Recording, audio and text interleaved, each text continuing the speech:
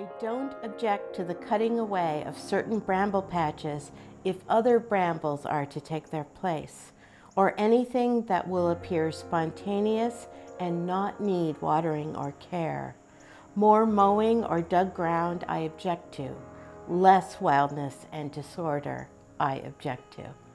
Frederick Olmsted is considered the father of landscape architecture, and he's important because he really helped set the foundation for the profession.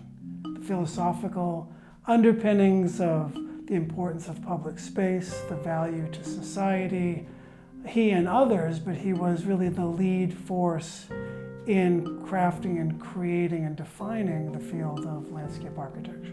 Frederick Olmsted's first landscape architecture project was, of course, Central Park, a project that he did with Calvert Vaux beginning in 1857. Following the work on Central Park, Frederick Olmsted and the successor firms consulted on some 6,000 projects nationwide. Olmsted really started the whole urban park movement.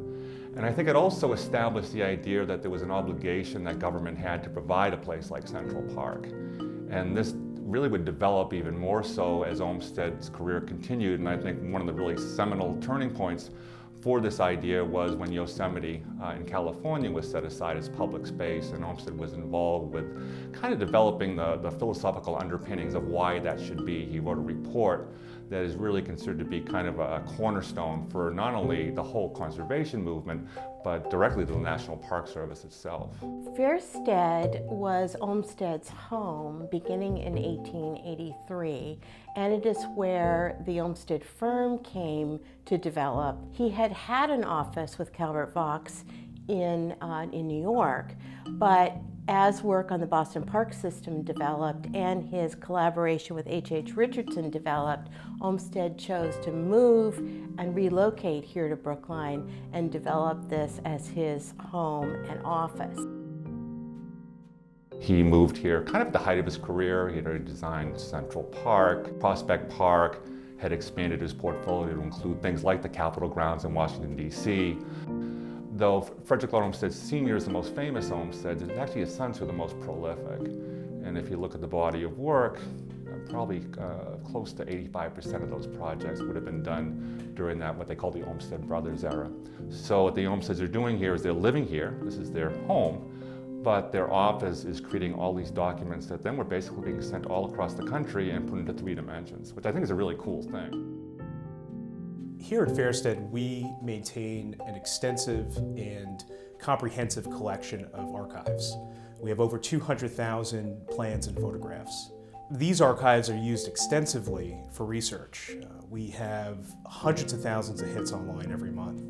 The plans are used in contemporary times right now for the preservation, restoration, and maintenance and management of Olmsted sites around the country. In the 90s, we were just starting to think about cultural landscape reports and what they would include in their content and how they could be used to guide management decisions. And this report really set the bar that would be required and for the importance of scholarly research and a high level of detail to make sound management decisions.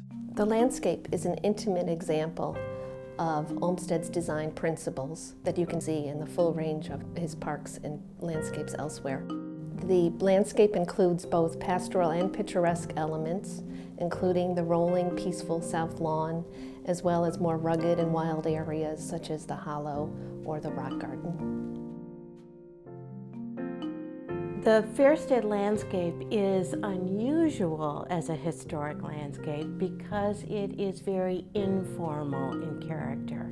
And that means that there isn't a lot of clipped vegetation. It has a quality of looking somewhat wild and natural. And therefore, the maintenance of the landscape has to be a little bit more thoughtfully done. So that means careful attention to plant form, to maintain a character that looks very natural. Visitors should come here because they have a first-hand opportunity to learn about the many achievements of Frederick Olmsted and the firm, and to also learn about the many efforts going on both here and across the country to preserve the places they created and to promote the stewardship of those places. We have various ways that you can look up what we call the master list, and this is the firm's own records of the projects they worked on. I still get a big kick out of it because you can hear them in the distance saying, "Oh my God, I can't believe that the firm was involved." In some ways it's revealing not only the work that they did, but also it is explaining that there was actually, these places exist because somebody here was thinking about making them exist.